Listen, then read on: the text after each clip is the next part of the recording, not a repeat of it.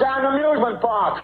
Television is a circus, a carnival, a traveling troupe. This was Hollywood's vision of TV news gone mad. It's amazing we've got great Americans coming up again. Thank God. And this is reality. The new wave in television that's known as tabloid TV. Good evening, I'm Ted Koppel, and this is Nightline. At the bar that night, she was sexually assaulted and... Robert Chambers and the late Jennifer Levin shocked New York. And tonight, a shocking videotape. Is it starting to go too far? I'll be back in just a second to talk more to this dog. Among our guests, Morton Downey Jr. This is ABC News Nightline. Reporting from Washington, Ted Koppel. If, in fact, anyone is still surprised, the only question is why. Stock car racing outdraws all the combined performances of opera and ballet in this country. More people watch any single Super Bowl than all the combined live audiences of Hamlet since the author died. That does not reflect adversely on the quality of Shakespeare, nor does it raise stock car racing to the level of classic entertainment. It does mean that the larger the audience you want to attract, the lower you reach. And if that maxim wasn't made for television, then what was? Our medium, after all, at this stage, in human development at least, is the ultimate in catering to the popular will. The question is whether the bad always succeeds in driving out the good. The answer, as Judd Rose reports, is not yet, but stay tuned.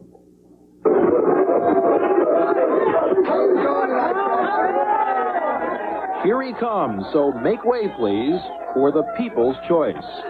He's outrageous. He's great. He's sexy. He's not afraid to open his mouth. He's not afraid of anybody. He's great. You waited, what, 2 months for tickets? Yeah, about that. Why? I wanted to see the Christians get fed to the lions. He won't be disappointed. This, after all, is the Morton Downey Jr. Show, where conversation is a blood sport.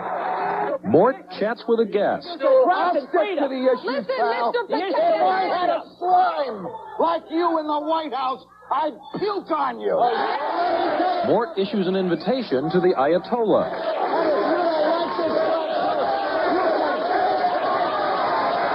Mort offers an opinion. Murderers and drug pushers, I say, hang the creeps by their testicles. He's rude, he's crude, and he's hot. Morton Downey Jr. is the most talked-about personality in the most controversial new trend in broadcasting. Some call it tabloid TV. Some call it shock TV. Some call it flat-out bad taste. It's about shouting and screaming, and it's about cheapening and trivializing the public dialogue. And that is terrible. Something awful is happening. Television is no longer a cool medium. It also must be a hot medium. It can't portray life just as we would like to see it on the Huxtable Family. It has to be life as it really is. It has to be emotions as they really are. And that's what we portray. And it's true, television has discovered reality, or at least the dark side of reality. America's Most Wanted on the Fox network profiles criminals and vividly recreates their violent crimes. In 4 months on the air, it's become the most watched show on Fox TV, grabbing 11% of the national audience, better than some shows on the big 3 networks. One of those 3, NBC, plans a similar true crime show for this fall. A Current Affair, the Fox News magazine, now on in 69 cities, dishes up a daily diet of sensational crimes, sleazy scandals, and leering sex. Recently, it combined all 3 by showing a startling home video of New York's so-called preppy killer, Robert Chambers. The program also featured a lurid reenactment of his crime. It got A Current Affair its highest ratings ever. And talk shows are no longer just celebrity chat fests. These days, talk is cheap. But I know that he's proud to be on my leash, and I'd like him to tell you that. Tell him, Joseph. I do not feel... That's a privilege. I do not feel degraded. How does it feel being a kept man, required to deliver sex not on your timetable, but on hers? Later in the show, we are going to talk with a woman who insists that she has seen Elvis in her very own neighborhood at the Burger King. You've been involved in a menage a trois. Correct. In college. Right. Paul, if you're not going to hell, nobody's going. I never promised my mother I wouldn't embarrass the family once in a while. And have you? Sure. We're the show that brought male strippers to daytime television. In fact, Phil Donahue is usually an oasis of thoughtful dialogue in a sea of sensationalism. More typical is Geraldo Rivera, whose talk show debuted last fall. Since then, these are just a few of the sordid subjects he's focused on. The old rules of journalism are pretty much out the window. The rules of taste have long since been trampled under. The ethic is to grab an audience, get it to watch. How do you get people to watch? How do you stand out among the hundreds of game shows and talk shows and network reruns that clutter the airwaves? The solution, television as voyeur. When the murder is reenacted, when the small-town scandal is exposed, when the sexual peccadillos are discussed, the message is simple. This could be you. When we come back, Pretty Kim Hanlon, a naive young woman from Ohio, and how she got caught up in the deadly web of deceit. That's typical for A Current Affair. A recent story meeting dealt with everything from a surgeon who makes porno videos to some neo-Nazi rock singers. But I was thinking that this is better than your average neo-Nazi story because it also involves music and some visuals. When music and visuals come before content and ideas, you're grasping the philosophy of tabloid TV. If it's boring, it's probably not news. If it's sensational, it's probably not boring. I think what we're seeing now is the blueprint for a new kind of value-free, content-free, high-impact programming that calls itself news but is really something else. Whatever it is, it's working. The Morton Downey Show went into national syndication this month and is now seen in 43 cities. In some, it's already doubled and quadrupled the ratings. In Boston, for example, station viewership is up 71%. For Downey himself, being a bully means big bucks. A year ago, I was appearing at muffler shops for $160 a day. I get 25 grand. Mort may be happy, but some say he's sending out a sad message.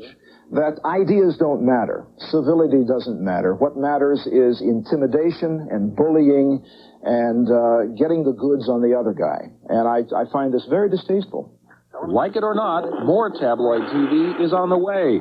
This fall, there's Group 1 Medical, real sick people getting diagnosed on TV by real doctors. Geraldo Rivera will return to network TV in an NBC special. And soon...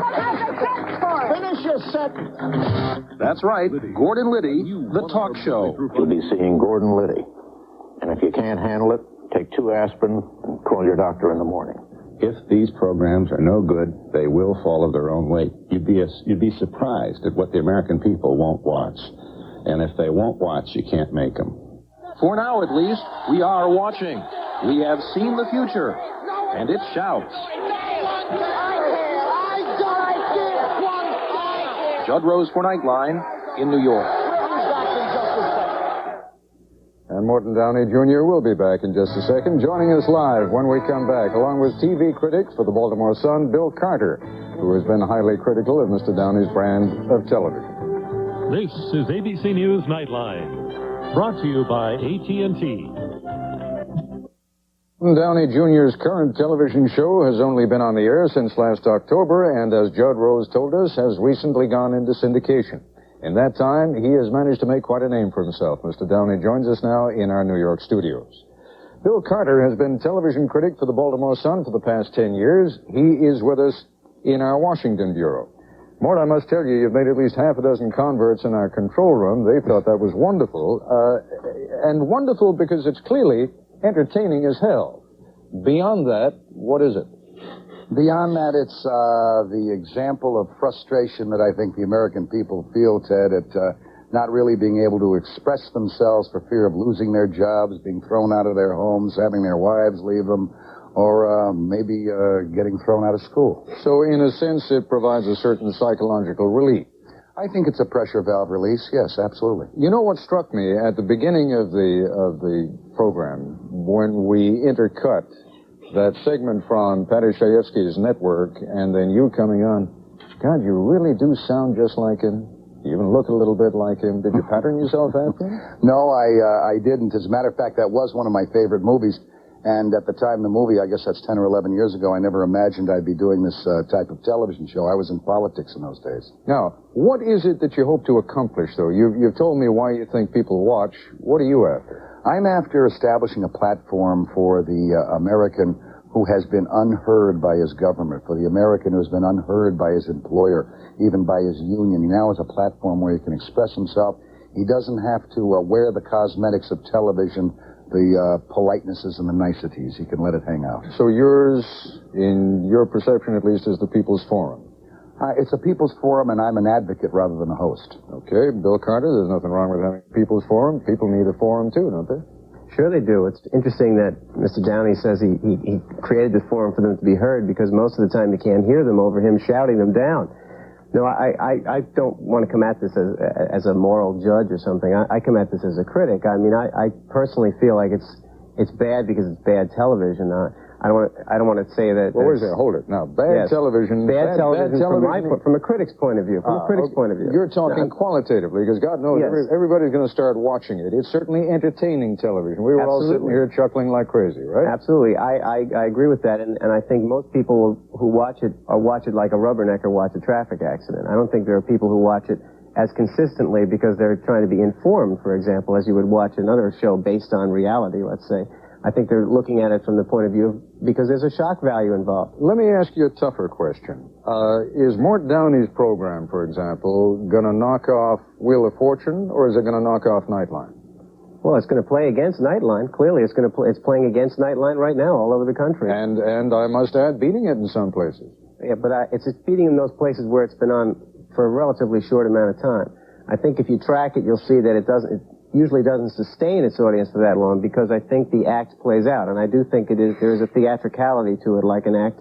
And once you get accustomed to it, I think it becomes boring because you see the same thing over and over again. Again, that's my critical opinion. I think, I'm not making that judgment as to his political beliefs or any of the things he says on this show. But I do think it has a short-term value because like any other shock value thing, it wears off. All right, Mort? Well, Mr. Carter obviously is entitled to his opinion. My opinion would be simply that, yes, there is information that comes out of my show. I don't think you can just watch one show and see the multifaceted personality of a Downey or a Koppel or anyone else. You have to see many shows. By the same token, Mr. Carter, we all know that every football game is basically played the same. Nevertheless, it has lasted for many years, and people keep going to those football games. Yeah, let me come back to my question, though, and let me pose the question to you, Mort. Who's your competition? Am I your competition, or is Vanna White your competition? Well, no, realistically, I don't think, at this point, I don't think I have competition. I rely on your program, for instance, to give me many topics. I base my show on doing topics. I don't do topics like sex with men over 90. I'll do topics like... is glasnost really working? The Reagan administration, has it failed? I'll do topics that the American people previously have not really been privy to unless they've been listening to an extremely intelligent Ted Koppel or an extremely babbling Bill Buckley. That may be the most alarming compliment I think I've ever gotten, but thank you anyway. Bill, you wanted to jump in there for a second? There are other topics that Mort does that I don't think Nightline does, such as recreating the Jennifer Levin murder episode, and he did a show recently about male dating practices. No, but you see, I guess we're both, maybe all three of us are missing the point, and maybe I need to focus attention on this just a little bit more. Give me one more chance. You consider yours to be a news program, Morton? I consider mine to be a news program. Yes, there is an element of entertainment in it. I certainly hope so. And indeed, your program itself can be tabloid television. If we're to listen to Mr. Carter, I'm sure one of your biggest ratings were when you had Jim and Tammy Baker on. Let's face it, they aren't riveting news in this country. Well, in a sense, they were, and without comparing Nightline to the New York Times, we can also say that the New York Times was covering televangelism, and so was the National Enquirer. That doesn't make one newspaper like the other. Mm-hmm. Nor does everyone read the New York Times. A lot of people read the Post and read the Daily News and read the tabloids. Okay, let's take a break. When we come back, we'll get another perspective on tabloid TV from a man who makes his living advising client television stations on what syndicated programs to buy and put on the air. John Gluck of MMT Sales Incorporated. John Gluck, who is with us now in our New York studios, is Corporate Vice President for Programming at MMT Sales Incorporated, a firm which advises some 60 independent and network-affiliated television stations throughout the country on what would be good programming for their markets. And the kind of programming that we saw at the top of this broadcast is clearly doing well these days, correct? Yes, it certainly is. There has been a revolution in the first-run syndication business, and that revolution is reality programming. And really, the television rating systems, Ted, is a very democratic institution. People, in essence, vote at what they like. And it's quite clear that they're voting in favor of first-run reality-based programming, whether it be Oprah Winfrey, Donahue, Geraldo, Morton Downey, or A Current Affair. Let me ask you a question. If Morton Downey on his program were the quiet, thoughtful fellow that he's been here this evening, would that sell? Would it attract viewers? Yeah. No, I don't think it would attract as many viewers as it does now. I think the excitement of the show is what attracts viewers. So there has to be a certain shtick. There has to be a certain appeal that goes beyond the subject matter. That's correct. Now, what is the common thread then among the... I mean, give me a list of some of these programs. Which would you put into that category right now? You've mentioned Geraldo, you've mentioned Mort Downey. Geraldo, Mort Downey, Oprah, Phil Donahue, even the People's Court, some of the new shows coming out next year, Group 1 Medical you mentioned, Family Medical Center. All of these shows fall into this reality genre. Some of the other court shows like The Judge and Divorce Court and Superior Court, the same thing. And what, to pose the same question that I posed to Mort Downey and to Bill Carter, what is it that these programs are driving out? Every new program that comes on is replacing one that wasn't there before, unless it appears on some cable channel that didn't have a program at that time period. What's losing if these programs are winning? Some of the half-hour sitcoms are losing. The half-hour sitcom reruns in syndication. Some of the hour action adventures are losing. In most cases, most network affiliates in the early fringe, that is to say the afternoon time periods between 4 and 6 Eastern Time, are running either talk shows such as Oprah or Phil Donahue or court shows. But the main common ingredient is that they are all reality-based. When you are dealing with clients, do these clients care at all about, and I don't mean to get too highfalutin here, but do they care at all about quality, or is all they care about, is this going to get ratings, and am I therefore going to make money? Well, quite frankly, they care very much about getting ratings and augmenting revenues. But on the other hand, I think that there are very few stations that would put, let's say, the Morton Downey show on at 4 o'clock in the afternoon. Most of Morton Downey's clearances are either in prime time or late night.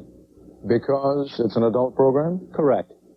Mort Downey, again, when you go out, and I mean, do you personally ever flog your own program? Do you sell it, or do you have people who do that for you? No, Ted, when I appear at conventions, I'm always there, obviously, to shake hands and to let them meet Mort Downey, to see that Mort Downey isn't Attila the Hun. But that's really handled by MCA TV Distributing. Why do you want to do that? They're buying Attila the Hun, aren't they?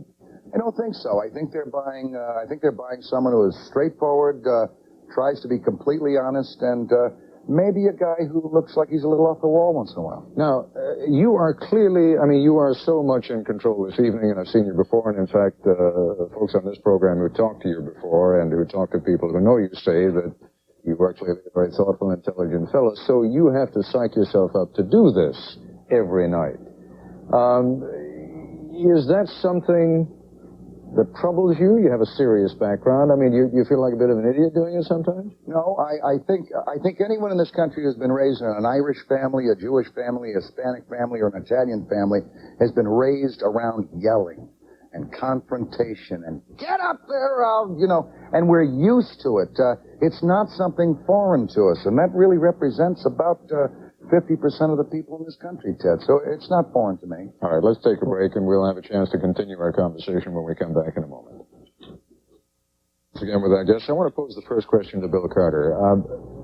Most of my colleagues, certainly at the network level, have been in the business for 10, 15, 20 years. They have learned how to be journalists, and when they finally appear at the network, they bring certain standards to bear. I understand that the public at large sometimes hates us for what we do, but believe it or not, there are certain standards. Is there a danger that there becomes a confusion in the public mind between what I will call a legitimate news show and an entertainment news show? Well, that, of course, is the danger. I mean, I think making an allusion to a movie, as Mr. Downey did with Network, although that was supposed to be a cautionary tale, which I think he sort of missed the point of. But in the movie Broadcast News, the Albert Brooks character says, you know, bit by bit, when we make these compromises, we lower our standards. And I think we see bit by bit as these shows kind of proliferate, there's a danger that the standards are lowered everywhere and that legitimate journalists find it harder and harder to do their jobs because they won't do it in a circus or carnival-like atmosphere and they won't get as much attention for it. Mort, accepting your point that there is an appetite for your kind of program, that's self-evident. You've lived in this town, you've worked in this town, you know what I'm talking about. There is a difference in the kind of journalism that some people do at the networks and the kind of journalism that you're involved in right now. Honest now. Any concerns about that? No, none, Ted, simply because I'm not a journalist, all right? I am out there, as I said, again, an advocate. I also believe if you put too much starch in your shirt, it starts to chafe your neck. I don't let a lot of starch in my shirt. I wear a loose collar, and I just go with experience. I haven't spent 20 years in television or in radio. Most of my time has been out on the street, down in the gutter, or up on the hill. And I have lived life and seen the story. I haven't been the story. Just one other question. How much further can it go? I mean, you know, people will watch almost anything that you put on if it's lurid enough, and it can get a lot more lurid than it has. I think Patty Chayefsky some time ago when he wrote that movie probably wondered the same thing if it would ever go as far as he portrayed in the film. Indeed, it has gotten almost that far. I hope certainly that no one ever goes insane and shows themselves to be a complete maniac on television. Thank you, gentlemen, all of you. The topic on This Week with David Brinkley on Sunday will be the Pentagon scandal. The guests include former Defense Secretary Caspar Weinberger. That's our report for tonight. I'm Ted Koppel in Washington. For all of us here at ABC News, good night. This has been Nightline. For a printed transcript, please send $3 to 267 Broadway, New York, 10007. Nightline is a presentation of ABC News.